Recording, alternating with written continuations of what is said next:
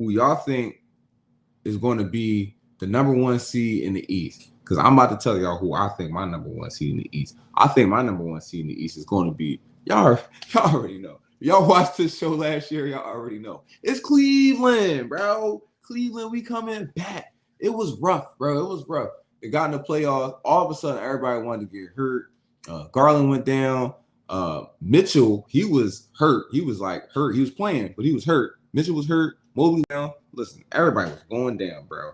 And Mitchell looked up, and it was just him. It reminded me like of a Chris Paul type of situation where you just know sometimes Chris Paul is out there just by himself, or sometimes Chris Paul he's not able to make it out there. So it reminded me of one of them type situations. But Cleveland was doing so well. They went on like 3 different winning streaks in the regular season last year. And I don't think they're going to slow down. I think this year they're going to go even harder, bro. They're going even harder, bro.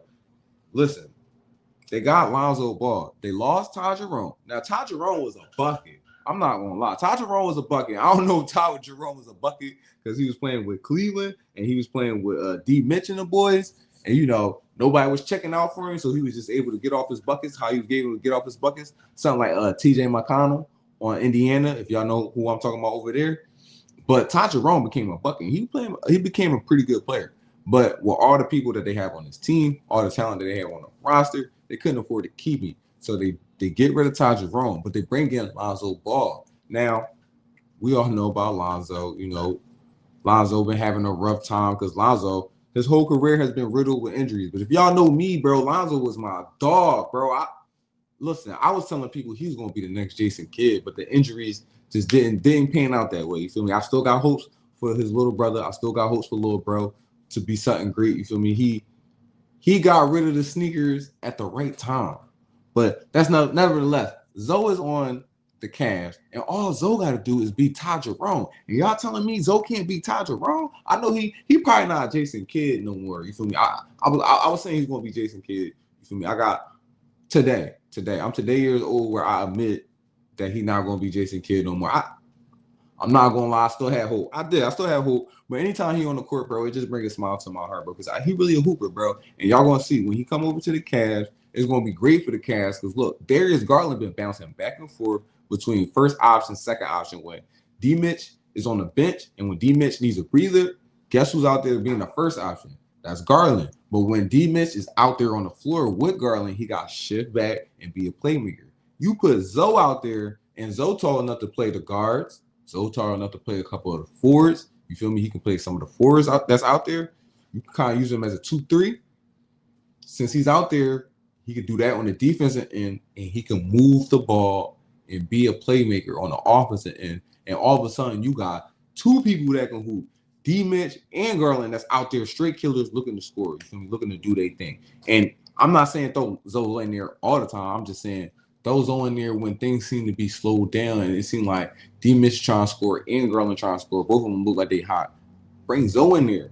Zoe go in there and move the offense very well. I'm trying to tell y'all, bro, I'm liking Zoe on the Cavs, bro. I'm buying it, bro. I'm buying Zoe on the Cavs. They still got Hunter over there, bro. And listen, bro, look, they signed Sam Merrill. They also signed Thomas Bryant, who, you know, he been around the league. But Thomas Bryant, he a solid NBA player. We ain't gonna talk bad about Thomas Bryant. He played for the Lakers. He helped the Lakers out for a little bit, bro. And I really think this improved backcourt and this improved playmaking that they got over here is really going to be a key, and it's really going to shoot them up to the first seed once again, bro. And if they stay healthy, we gonna make some noise in the playoffs, bro. Believe Lynn. They also got Larry Nance Jr. back on the squad, bro. And you know his daddy used to play for the squad, bro. So it's always good to see that action. He back in Cleveland. You feel what I'm saying? He was around when Brian was over there. The only thing we're gonna be worried about, bro, is the health issues. The only thing we're gonna be worried about is health. Everybody on this team got injured last year, all the main pieces. And hopefully y'all stay healthy and y'all make a deep playoff run, bro. Because you got some other teams on the back end that might be, that might be on your head top. And then y'all kind of lost, like, you know, Ty Jerome and all that. Y'all lost them. You lost some of the glue pieces that y'all had. But at the same time, if Zoe work out, it'll be all fine. Y'all won't even miss a beat. You feel me? But those are the 2 things. I'm worried about the bench production, and I'm worried about the health. But barring that right there, you know, bench production, it goes up and down. As long as your guys stay healthy, bro. We seen D Mitch out there. He was on one leg. You feel what I'm saying? He had half an ankle out there, and he was still dropping buckets, bro.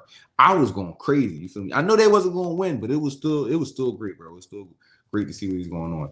And then, you know, some of the chemistry. We just want to see some of the chemistry. They were starting to get it last year. It was starting to click on all cylinders when Kenny Atkinson went in there. And he's a great coach.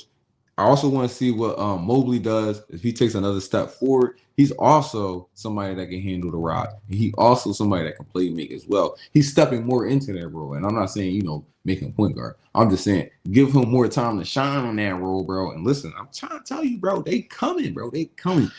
This may not be the year they win a ring, bro, but this the year they make some noise. And y'all gonna stop playing with Cleveland, bro, because all y'all was telling me last year was they was booty cheeks, bro. They mid, bro. They mid-pat. Cleveland middle-ears. I heard, bro. Y'all, they on the comments is still up on the videos, bro. I see. But y'all gonna stop playing with my guys, bro. Y'all definitely gonna stop playing with my guys.